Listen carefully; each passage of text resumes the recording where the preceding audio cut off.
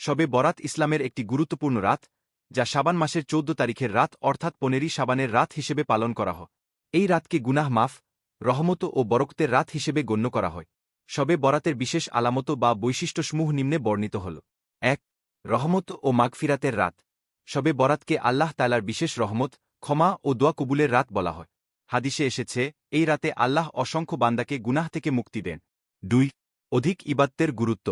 শবে বরাতে নফল নামাজ, কুরআন তিলাওয়াত, জিকির, দোয়া ও ইস্তিগফারের মাধ্যমে আল্লাহর নৈকট্য লাভের চেষ্টা করা হয়। ৩. রিজিক, হাজাত ও তাকদির নির্ধারণের রাত। বিভিন্ন হাদিসের আলোকে জানা যায়, শবে বরাতে মানুষের ভাগ্য নির্ধারণ করা হয়, যেমন রিজিক, হাজাত, মৃত্যু ও অন্যান্য গুরুত্বপূর্ণ বিষয়। ৪. কবরবাসীদের জন্য দোয়া। শবে বরাতের অন্যতম বৈশিষ্ট্য হল কবরবাসীদের জন্য দোয়া করা।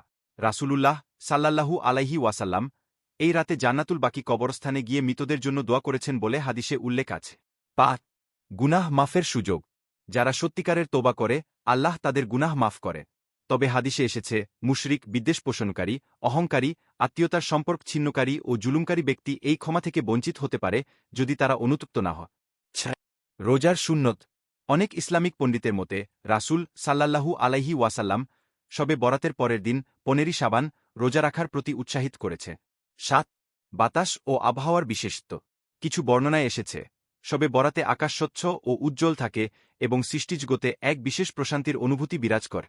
তবে এটি প্রত্যক্ষ অভিজ্ঞতার ওপর নির্ভর করে। এই রাতের যথাযথ মর্যাদা রক্ষা করতে বিদাত পরিহার করে শুদ্ধ উপায়ে ইবাদত করা উচিত এবং আল্লাহর নৈকট্য লাভের জন্য বেশি বেশি দোয়া করা উচিত।